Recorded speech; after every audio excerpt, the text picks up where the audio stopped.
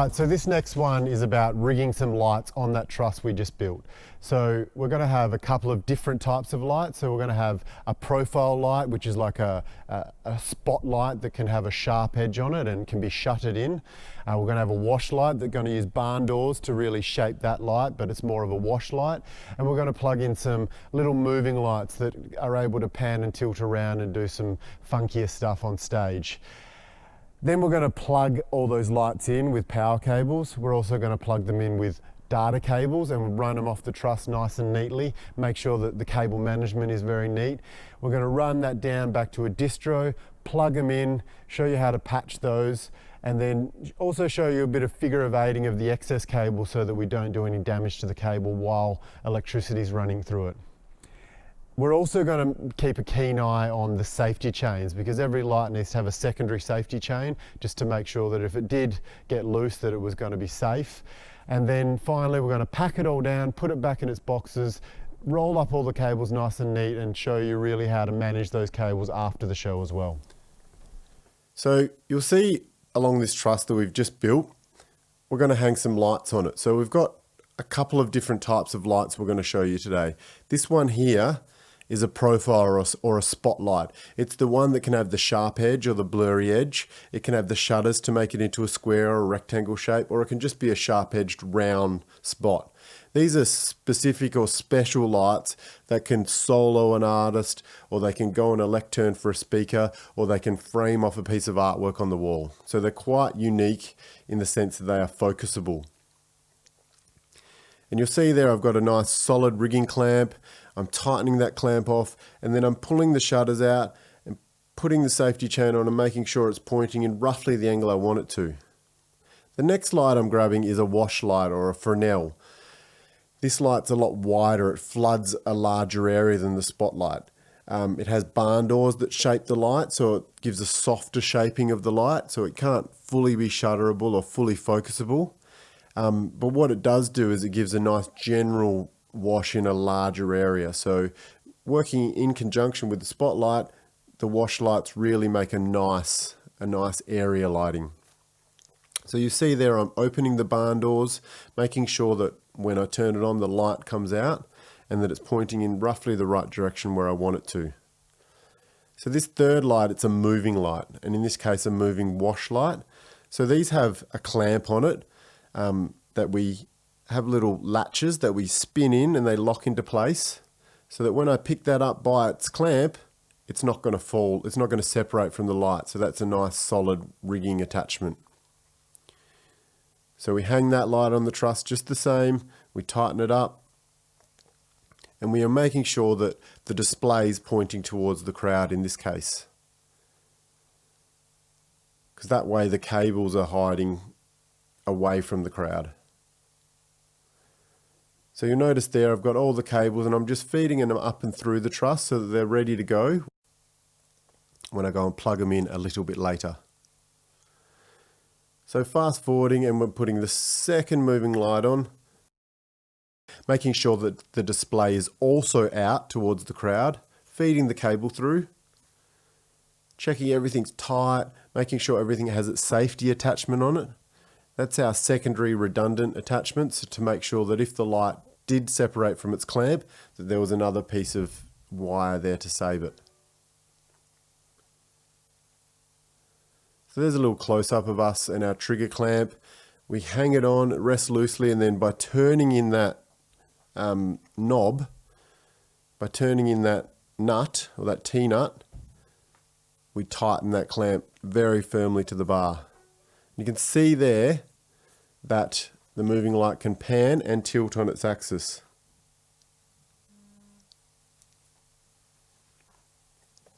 So now our lights are hung, we want to worry about giving it some electricity. So in my hand there I've got a wheel and loom or a multi-loom, so that's one cable that can split with a set of tails into 4 separate cables that can carry 10 amps each. Don't need to worry too much about the power or the calculations, but what we do need to know is that that one cable saves us running 4 separate cables to that truss. And in this case, we're going to use 3 of them. We're going to use one cable for the spotlight, we're going to use one cable for the wash light, and we're going to use one cable to pair the power for the little moving lights together. The reason why we have 3 separate circuits is that the 2 moving lights just require power and the other lights require dimming. Now dimming will require separate channels, so giving the spotlight 1 channel of power and the floodlight a 2nd channel of power means we can control them separately. So we can go spotlight go on and wash light go on, wash light go off, spotlight go off.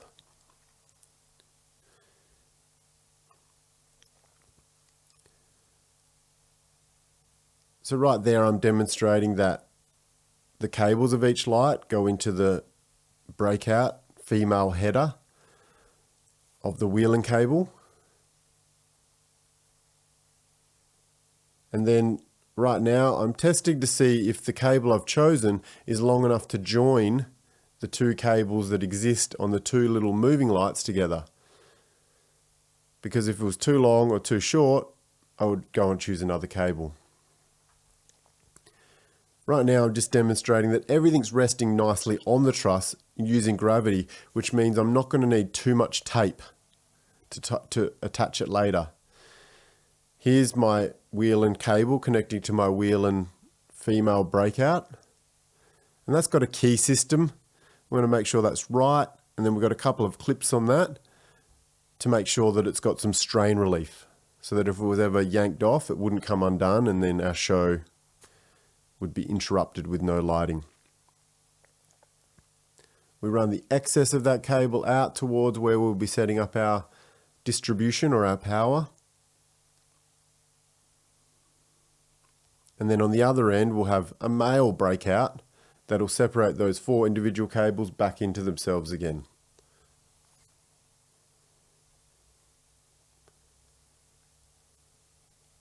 So we see the close-up of a Australian male plug and some piggybacks. We're able to bang together a couple of power cords to power multiple things, and especially with LED lighting you could power 4, 5, 6, 7, 10 lights off one circuit depending on how much power they draw.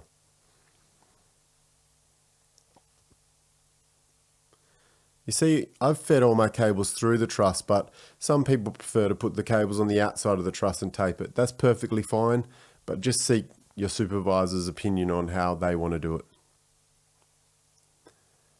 So right now I'm running a DMX cable or a digital signal cable between the 2 moving lights because they require to be controlled by a lighting console or a lighting desk. So we run a series of cables between all of our intelligent lights or our lights that can be controlled by DMX, and then we tell them what to do. So you'll see there's a close-up here of that DMX cable. It's a 5-pin connection, and that input has a female end on it and the output has a male end on it, and they've both got a mechanism to release themselves because they lock in. Now once we've run our cables, we need to make sure that the cables are on there neat and tidy and safe. So because this is a piece of silver truss, we're going to choose to use silver tape. So what I'll do is I'll get every cable nice and neat. I'm focusing on leaving a little bit of slack towards the light so that they can be wiggled around and focused. And making sure we don't tape the joins of the cables too tight so that they separate and the electricity doesn't flow. And we just wrap around 1.5 times with that tape, just enough to tack it on there, because it's going to come off, in 5 or 6 hours or 10 hours or 20 hours at the most. So we don't need to wrap too much tape around. We just really want to make it neat. Let gravity, the force of gravity, rest it on the truss. And then as we look along here, we can see that I've just tacked it along nicely, and that's a nice, neat example of the way cabling should be on a truss.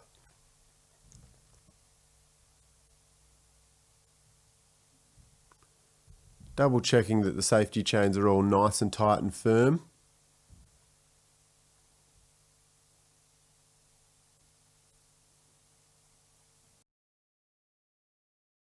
Now that we have our truss done, our lighting's on our truss, our power cables are on our truss, and our signal cables are on our truss, we need to plug those lights into a distribution system. So what I've got in my hands there is a Wilco, a 3-phase cable that I've joined together. So that's our mains power. And then this is my excess of my wheeling cable, and I'm figure of 8ing this because if I leave that in a coil or a bundle, it could get hot and it could start a fire, or it could overheat and it could damage the cable. So I've figure of 8ed it to stop that happening. And then I've got my 3 cables, and I'm going to choose 3 separate holes to plug them into. So we have individual control of each of them. And those breakouts, those male breakouts, will have numbers corresponding on them to the female breakout on the truss, which will have numbers corresponding on them 1 through 4. So you'll see this distro has a main breaker, a main 3-phase breaker, and then 12 individual breakers so that we can control that lighting individually. And if we were turning the whole system on, we'd turn them on one by one, just like this, so as not to overload the full electrical network. Okay, so once these lights are turned on, let's have a little look at what they do. So there's our spotlight. It's a nice circle there. It's a nice sharp circle, but we can make that blurry or hard-edged.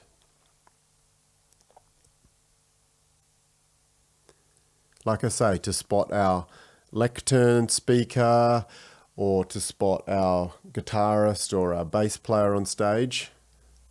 And then we've got some shutters to make a hard edge on that if we wanted to. So this next light is a barn-doored Fresnel. So we can still kind of make that into a rectangle, but see how it'll always be soft-edged. It'll never be hard-edged like the spotlight.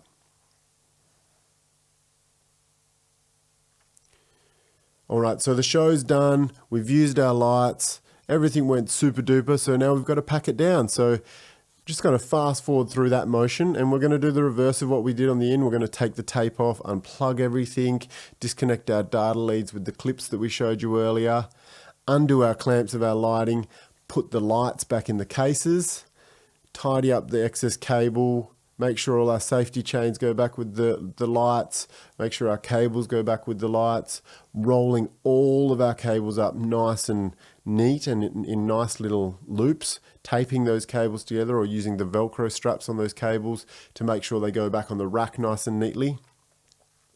And then at the end of all that, we've packed down our lighting rig, and we're happy that the job's been done, and we're good to go on to the next one.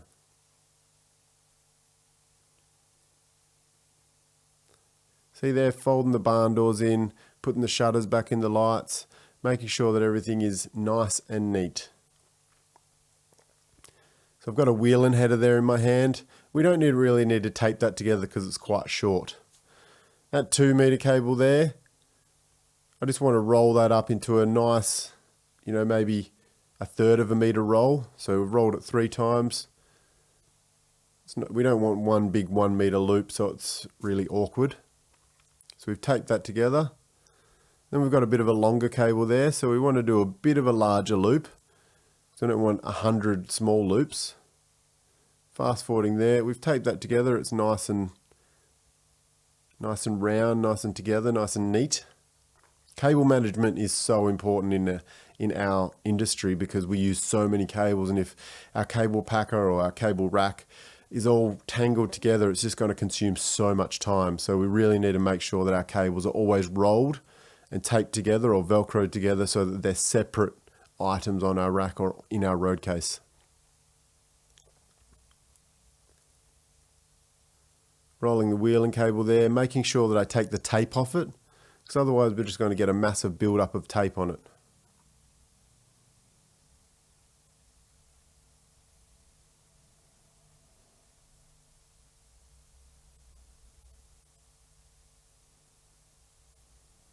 There's a little technique that people can show you on the job, and it's called over-under, and that's when the cable starts to want to twist and kink. You can actually reverse the way you loop it once in between the over. That will get explained to you on the job. Disconnecting the male end, the breakout, taping that together. And you see we've got a nice little pile there of 3 different types of cables, nice and neat. There's no twists, there's no bends, there's no jaggedy, uneven loops. And when it sits on the cable rack, it's going to sit nicely in between the other cables.